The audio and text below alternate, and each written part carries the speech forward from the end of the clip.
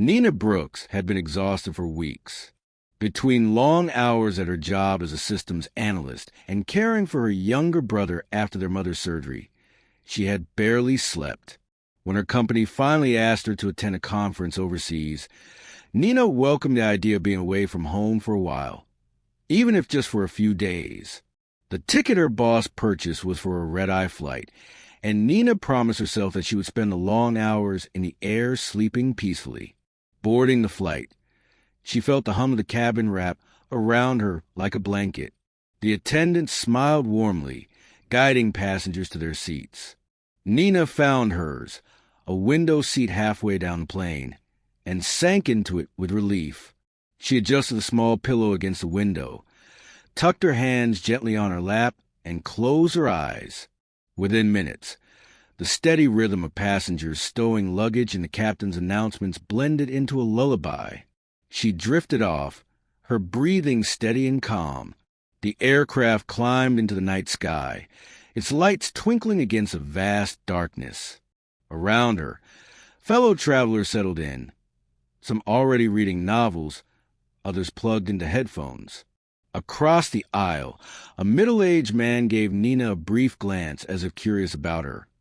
But she didn't notice. Sleep had claimed her fully. Hours passed uneventfully. The engines purred, the cabin lights dimmed, and a hushed serenity filled the air. The flight attendants moved quietly down the aisles offering drinks, careful not to disturb anyone.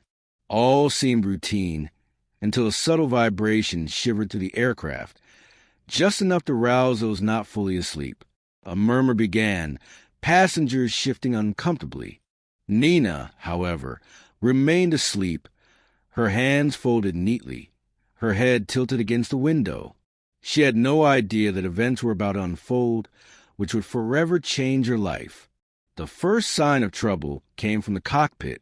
The captain, Richard Hayes, a veteran with more than 20 years of experience, noticed a warning light blink on his dashboard. At first, he dismissed it as a minor sensor issue. Planes were complicated machines. Glitches happen all the time.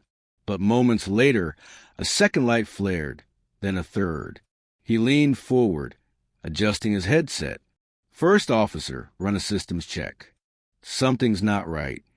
His co-pilot, Maria Lopez, quickly scanned the instruments. "Sir, we're losing hydraulic pressure in one of the control systems." Hayes felt his chest tighten. A loss of hydraulics could affect the plane's ability to maneuver. He kept his voice steady. "Divert power to backup systems. Let's stay calm." The plane jolted suddenly, not enough to cause panic, but enough for a few passengers to gasp. Hayes toggled the intercom. "Ladies and gentlemen, we've encountered some unexpected turbulence. Please remain seated with your seatbelts fastened."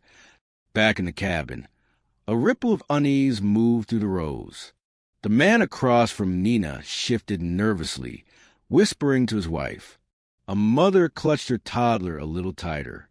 Yet Nina remained asleep, blissfully unaware. But the turbulence was only part of the story. Within minutes, Hayes realized the issue was worsening. The backup hydraulics were not engaging properly. He exchanged a grim look with Lopez. If they lost control of the rudder and ailerons, stabilizing the aircraft would become nearly impossible. "Captain," Lopez whispered, "this could get bad." Hayes' training kicked in. He remained outwardly calm, though his stomach knotted. "Let's notify air traffic control. Get emergency protocols ready." As they worked, a sharp alarm blared through the cockpit. Both pilots froze as a single, chilling message flashed across the console. "Unidentified object detected. Rapid approach. Asterisk, asterisk." Hayes swallowed. "That can't be right. We're in controlled airspace." Lopez checked the radar, her eyes widening. "Sir, something's out there. It's moving fast, straight toward us." Meanwhile, the cabin remained mostly quiet. A few passengers whispered about the sudden jolt, but most trusted the captain's words. Only a couple of travelers noticed a strange streak of light flashing past the windows in the distance. One elderly man rubbed his eyes, thinking it was a trick of fatigue. He glanced around but said nothing. Hayes knew he had only moments to decide. If that object comes closer, we might have to take evasive action. But with our hydraulics failing, he trailed off, dread filling him. He reached for the intercom again. His voice, though steady, carried an undertone of urgency. "Ladies and gentlemen, this is your captain speaking. We're experiencing a technical issue, and we're monitoring an unexpected situation outside the aircraft. If there's anyone on board with military aviation experience, particularly a fighter pilot, I need you to identify yourself immediately." Gasps erupted throughout the cabin. Passengers turned wide-eyed, looking at one another. The man across from Nina muttered, "A fighter pilot? On a commercial flight?" The flight attendants exchanged nervous glances, moving quickly down the aisles. Some passengers began whispering frantically. Others sat frozen in disbelief. And Nina? She slept on, unaware that her name, her past, and her hidden skills were about to change everything. The captain's plea echoed to the cabin again. "If there's a fighter pilot on board, please make yourself known." No one responded. The cabin fell into a tense silence, broken only by the hum of the engines and the faint sob of a child. Hayes repeated the message, this time his voice edged with desperation. Still, there was no reply. At that moment, Nina stirred slightly, shifting in her seat. Her eyes fluttered, half opening as she adjusted her hands. The words "fighter pilot" seeped into her drowsy mind, stirring memories she had long buried. For years, she had left that part of her life behind, choosing anonymity and a quieter path. But fate had other plans. As her fellow passengers panicked, silently, Nina began to awaken, unaware that all eyes would soon turn to her. The captain's voice still echoed faintly in the cabin as Nina Brooks stirred from her slumber. Her lashes fluttered, and she shifted in her seat, the words slipping to the haze of her dreams. Asterisk fighter pilot. Asterisk at first. She thought she was imagining things. She had dreamed of jets before, of the roaring thunder of engines, of the G-forces pressing her into her seat. Dreams that she had locked away, far behind her professional, civilian life. But the urgency in the captain's voice, its sharp edge was unmistakable. Her heart skipped a beat. Slowly, she opened her eyes, adjusting to the dim glow of the cabin lights. The quiet panic of those around her came into focus. The man across the aisle looked pale, clutching his armrest as if it were a lifeline. A child whimpered, his mother whispering words of reassurance. Flight attendants hurried in hushed tones, glancing nervously at one another. Something was wrong, terribly wrong. Nina sat up straighter, pressing her hands against her lap to steady herself. She could hear the echo of the captain's call in her mind. "If there's a fighter pilot on board, please make yourself known." Her stomach twisted. She had once been that pilot, a decorated one. Years ago, she had flown combat missions overseas, skilled in maneuvering supersonic jets through skies riddled with danger. She had faced threats most civilians couldn't imagine, pushing herself to limits that had left her with medals and scars. But that life had ended. After losing her wingman in a mission gone wrong, she had walked away from the Air Force, determined never to fly again. And yet, here she was, on a plane thousands of feet in the air, listening to a captain who sounded desperate. Across the cabin, voices rose. "Did he just say fighter pilot?" One man asked incredulously. "This is insane," muttered another. "What's happening out there?" a woman whispered, her hands trembling. The passengers were terrified, their imaginations spiraling. And Nina knew that if she didn't act, things could quickly descend into chaos. She took a deep breath, her pulse racing. Could she really do this again? Step into the role she had abandoned? For a brief moment, she hesitated. Then a memory surfaced. Her wingman's voice, clear as day. Asterisk, "Nina, you got instincts no one else has. Trust them. You were born for this." Asterisk, Her resolve solidified. Nina unbuckled her seatbelt, rising slowly. All eyes immediately turned toward her. She could feel their stares, heavy with expectation and fear. She swallowed hard, then spoke clearly, her voice calm and steady. "I'm a former Air Force fighter pilot." A collective gasp spread through the cabin. Relief flickered across some faces, disbelief across others. The flight attendants moved toward her at once, one of them whispering, "Please, come with me." As Nina followed the attendant down the aisle, the weight of her decision pressed against her chest. She could feel the eyes of every passenger trailing her, some filled with hope, others with doubt. She reached the cockpit door, where the chief attendant quickly tapped and opened it. Inside, the cockpit glowed with instrument panels, their blinking lights painting the space in eerie reds and greens. Captain Hayes turned, his expression taut with stress. His co-pilot, Lopez, glanced back as well, visibly surprised at Nina's presence. "You said you needed a fighter pilot," Nina said firmly, standing tall despite her racing heart. "I am one." For a moment, Hayes simply studied her, searching her face. Then he nodded, his voice clipped. "We're in trouble. Hydraulic systems are failing. And more importantly, we've got an unidentified object tailing us at high speed. It's not responding to communications. We need someone who understands combat maneuvers, someone who can help us figure out what we're dealing with." Nina stepped closer, eyes flicking to the radar screen. A small dot pulsed on the edge of the display, moving erratically yet undeniably closer. Her stomach tightened. "That's no civilian aircraft," she murmured. "And at that speed, it's military grade, at least." Hayes exhaled sharply. "Exactly my concern." Lopez added, "We've requested escorts, but we're too far out for immediate response. We're on our own for now." Nina's mind whirred, instincts kicking back in, as though no time had passed since she had last sat in a cockpit. "What systems are still operational?" she asked quickly. "Engines are stable. Navigation's good.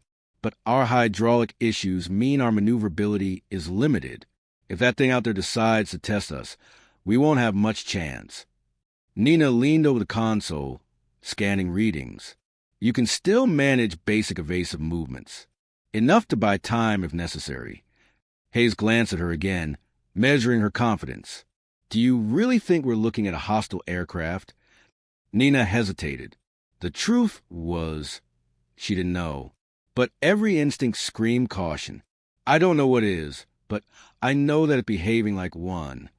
Silence filled the cockpit for a moment, broken only by the steady beeping of instruments. Then Hayes said, "We'll take your guidance." Nina inhaled slowly, fighting back the swirl of emotions within her. She hadn't asked to be pulled back into this world, hadn't wanted the responsibility. But now, with hundreds of lives depending on her, she knew she couldn't turn away. "All right," she said firmly. "Here's what we're going to do." Back in the cabin, the passengers buzzed with anxious speculation. The announcement of fighter pilot among them had spread quickly, and whispers traveled from row to row. "Do you think she can really help?" one woman asked nervously. "She has to," another replied. "Who else would?" The man across from Nina's former seat muttered under his breath, "I didn't even think women were fighter pilots.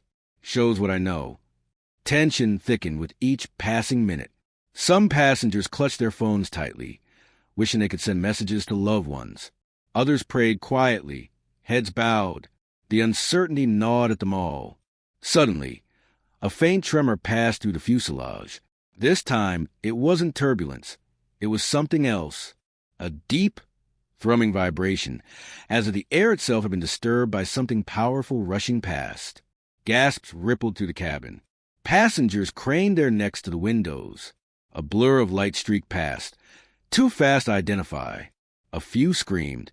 Flight attendants tried desperately to calm them. In the cockpit, Nina gripped the back of the pilot's chair. "It's probing us," she said grimly, "testing our reactions." "Why?" Lopez asked, fear in her voice. "Because," Nina answered, her jaw tight, "it wants to know how vulnerable we are." The radar beeped again, this time louder, more insistent. The object was circling now, its movements precise and deliberate. Captain Hayes adjusted his headset. Air traffic control, this is Flight 227. We have an unidentified aircraft shadowing us, requesting immediate assistance. Static crackled back through the speakers. No clear response. Hayes cursed under his breath. Signal interference.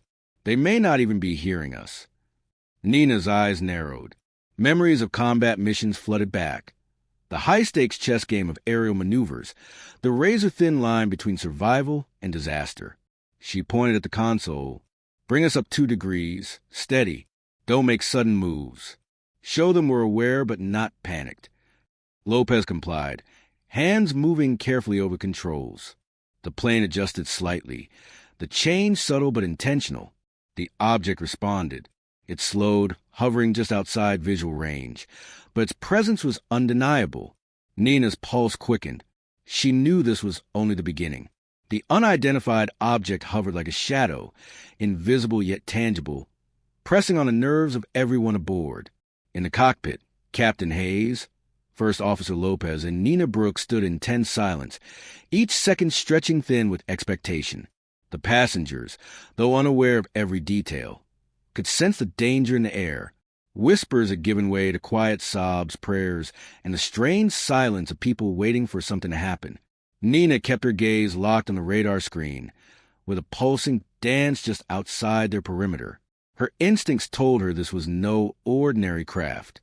Its speed, precision, and almost taunting maneuvers were unlike anything she had encountered in civilian skies. Memories surged, dogfights, evasive rolls, the deafening roar of engines. She had thought those days were behind her, but here she was again, guiding a vessel through uncertainty. Hayes finally broke the silence.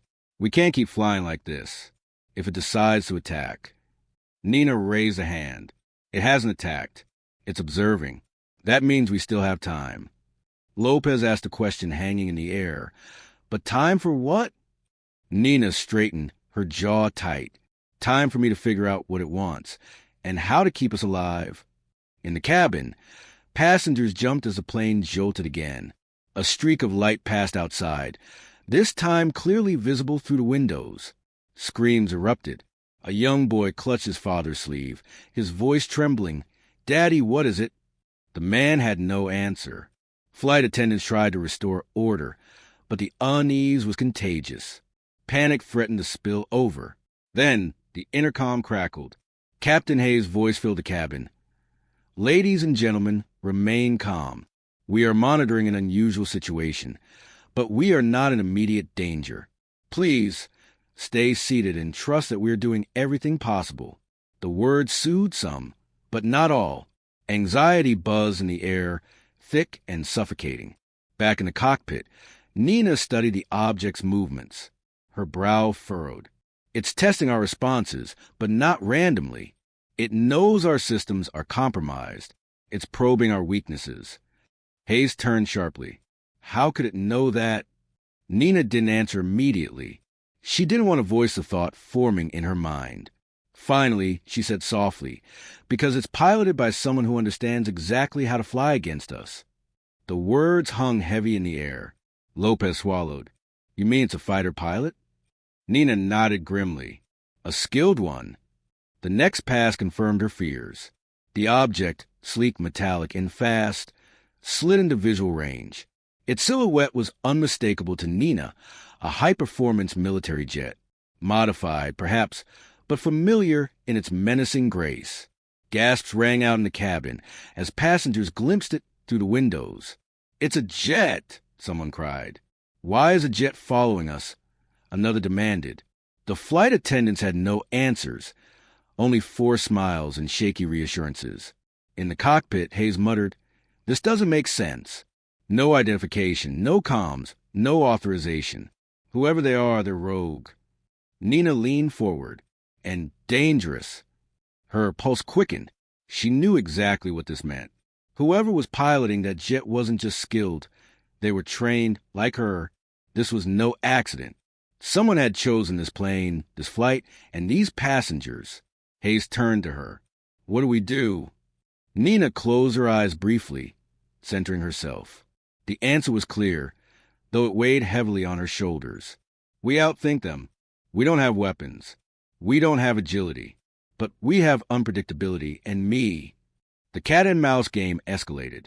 The jet darted closer, then pulled away, as if daring them to respond. Nina instructed Lopez to make slight altitude shifts, subtle enough to avoid straining the hydraulics, but deliberate enough to signal awareness. Each move was calculated, a silent message to their pursuer. Asterisk, we see you. We won't break. Asterisk. Passengers gasped as the jet streaked past again, closer this time. A mother shielded her child's face from a window. Fear saturated the air. Then came the moment Nina had dreaded. The radar beeped an urgent warning. The jet was locking onto them. Hayes' voice cracked. It's targeting us. Nina's mind sharpened like a blade. They want to scare us, force us into mistakes. Don't give them that satisfaction. Lopez's hand shook. If they fire, they won't, Nina said firmly, though her heart pounded. Not yet. They want control, not destruction. She leaned over the console, issuing rapid instructions. Bank 5 degrees left. Drop speed slightly. Make them overcommit. The plane responded sluggishly, but it moved. The jet adjusted instantly, mirroring them. Nina's eyes narrowed. Good. They're hooked. In the cabin, chaos built. Some passengers prayed aloud. Others demanded answers from the crew. The sight of a hostile jet outside their windows was more than most could bear. And yet, amidst the fear, a strange sense of unity formed. Strangers clasped hands. Parents held children tighter. Everyone leaned on one another in the face of the unknown. Nina's plan unfolded in seconds that felt like hours. She guided Hayes and Lopez through a series of subtle maneuvers, each one designed to test the pursuer's patience. The jet matched them flawlessly, until Nina gave a command that changed everything. Now, sharp drop, 10 degrees. Do it. Lopez hesitated only a second before complying. The plane lurched downward. Gasps and screams echoed through the cabin as passengers clutched their seats. The jet reacted instantly, diving after them, but Nina had anticipated it. Pull up, hard. The plane strained, hydraulics groaning, but it responded. The sudden change in trajectory forced the jet to overshoot, streaking past them in a blur of silver. Cheers erupted in the cockpit. Hayes grinned for the first time that night. You did it. Nina didn't smile. Her gaze stayed fixed on the radar. Not yet. They'll be back. And back it came. Furious. The jet swung around, this time more aggressive. Cutting closer, its presence unmistakably hostile. But now Nina had momentum. She knew its rhythm, its tactics. She guided the plane through every limited maneuver possible, turning their vulnerability into unpredictability. Minutes stretched on, each pass more dangerous than the last. But Nina refused to yield. Sweat beaded her brow. Her hands trembled, though her voice remained steady. Stay with me, just a little longer. Finally, salvation appeared on the radar. 2 friendly aircraft, dispatched by Air Command, racing toward the location. Nina spotted them first, her heart leaping. We've got company, friendly this time. Hayes exhaled, relief washing over him. Thank God. The rogue jet seemed to recognize it, too. It wavered, then abruptly pulled away, vanishing into the clouds. Within minutes, the escorts flanked Flight 227, steady and reassuring. The cabin erupted in cheers and sobs of relief. Passengers clapped, cried, hugged strangers. The tension that had gripped them broke, like a wave. In the cockpit, Hayes turned to Nina, his eyes shining with gratitude. You saved us. All of us. Nina sank into the co-pilot's chair, exhausted. Her voice was quiet but firm. We saved each other. Lopez smiled through tears. I've never seen anything like that. You were incredible. Nina shook her head. I just did what I had to do, what I was trained to do. Hours later, as Flight 227 landed safely, the passengers disembarked into a sea of flashing lights and waiting officials. Many turned to look back at Nina, some whispering words of thanks, others simply gazing with awe. The story of the sleeping woman who rose to save them would spread far and wide. But Nina didn't seek the spotlight. She walked quietly, her head high, knowing she had faced her past and found strength she thought she had lost. The ghosts of her wingman and her old life felt lighter now, less burdensome. As she stepped into the terminal, a young boy from the flight tugged at her sleeve. "Miss," he said softly, "were you really a fighter pilot?" Nina knelt, smiling faintly. "Yes, I was." The boy's eyes widened with wonder. "Then I want to be like you someday." For the first time in years, Nina let herself smile fully. Then be brave and never give up. That's what makes a real pilot. The boy grinned, and his father led him away. Nina stood, taking a deep breath. The world beyond the terminal bustled with life, but in her heart there was peace. She had been asleep when it began, but when the world called, she had awakened. And because of that, hundreds of souls were alive to see another dawn.